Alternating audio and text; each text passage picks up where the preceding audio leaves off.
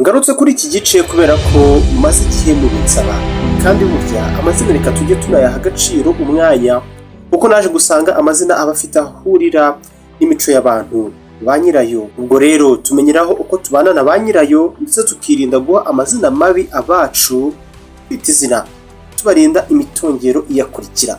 Icara hamwe rero wumve. Hano kuri Tele Montagne Rwanda tuvuga ku ngingo nyinshi z'ubwenge. Uyu munsi reka tumenye ubusobanuro bw'amazina ane ariyo Jean Marie, Emerance, Patrick, hanyuma irindi riraba Toussaint. Uburyo amazina si ibirango gusa, abatwaye imico, amateka ndetse n'ibiranga umuntu wese uhawe iryo zina. Ubu ntabyo benshi twari tuzi, gusa nka Jean Marie.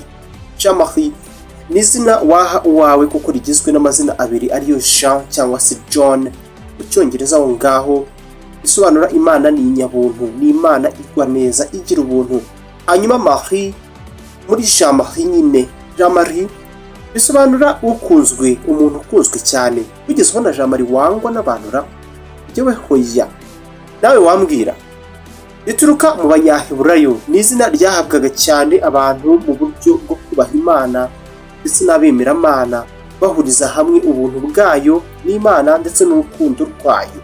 Reka tuvuge kuri Patrick. Patrick bisobanura umukire. Wari ubizi se ahubwo we? Patrick mwita umwana wavukiye mu rugo ruhambaye cyane cyane muri Roma, ryahabwaga abantu bavukiye mu muryango y'ubwami.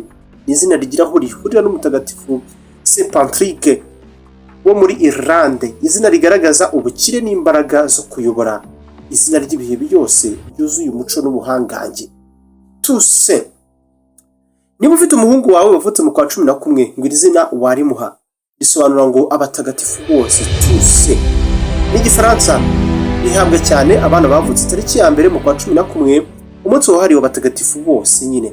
Toussaint igero rihurira na mutagatifu Louverture, umuyobozi muri Haitian, izina ry'ikimenyetso cy'imbaraga ndetse n'ubuyobozi. Reka dusoreze kuri Emerance. Ba Emerance muri he?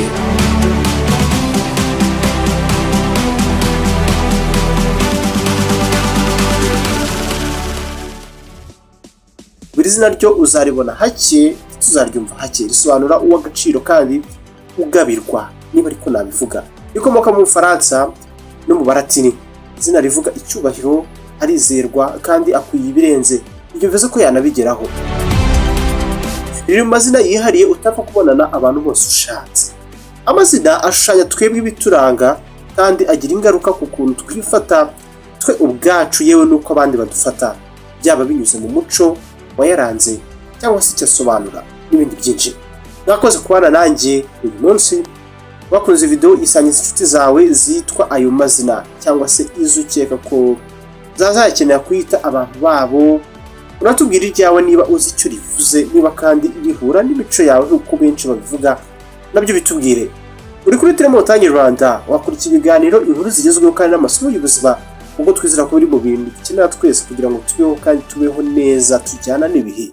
Uri ahantu hanyaho, iyo umanutse munsi y'ivideo ubaye utarabikora ukaraba ahantu handitse ijambo subscribe, aho ngaho iyo uhakanze mutangira kujya kubona, mukajya mubona ibiganiro byacu byose mu gihe kizaza mu buryo buboroheye, tukajya tubana mu bintu by'ubwenge. Ubutaha sinzababure, nitwa Samuel Mugisha. Reka Imana iduhane umugisha, nuko nguko nimukora ku kantu ni subscribe.